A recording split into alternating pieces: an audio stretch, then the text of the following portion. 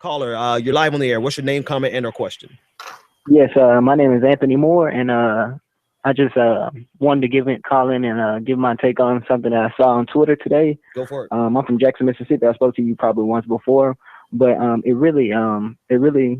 know what Anoa said earlier about politicians or wannabe elite politicians running to the table or running to support Hillary Clinton because they feel like they'll have an opportunity to get in the establishment at some point during her tenure. But I feel like the Democratic Party and this election cycle, I'm 22 years old. I'm a black male. I guess prior to this year, I've always been kind of interested in politics, but never where I've paid attention enough to exactly know what's going on, right? Specifically what people are talking about. But this year has really, it really has pulled the curtain back for a lot of people, and I don't think the establishment really understands that. But I think they do understand that millennials have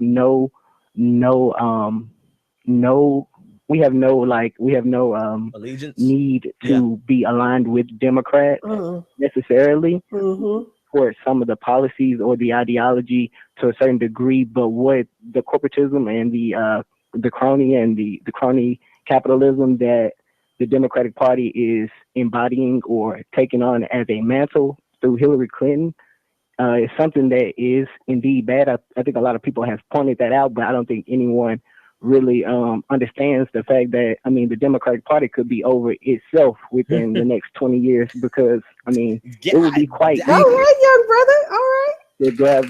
To capture really the attention of millennials, within the next couple of years because the Democratic Party is at the same standard as Republicans to a lot of millennials.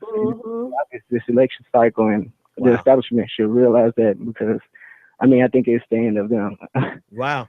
Hey, I know I don't have anything to say about that. What do you have to say? I just want to say that Baba Chokwe Lumumba, former mayor of Jackson, may he rest in peace, would be so very proud of you tonight, young brother. Like seriously, thank you for that because that was everything.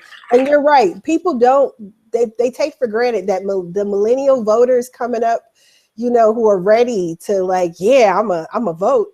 They try and disparage y'all as being, ignorant of what's at stake, but y'all know better than most of us what exactly is at stake. So thank you so much for sharing your thoughts. Like, that's beautiful.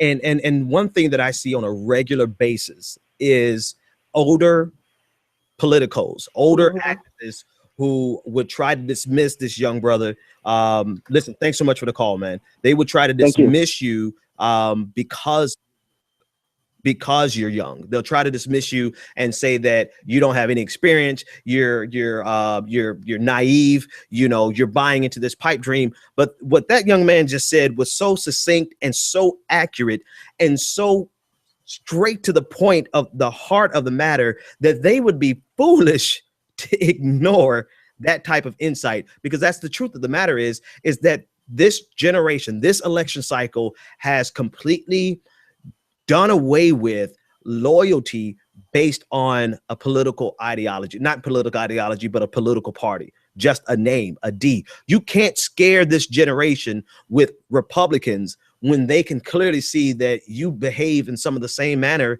that the Republicans behave with. And that's one of the things that young man that I heard from him. Caller, you're live on the air. What's your name, comment, and or question?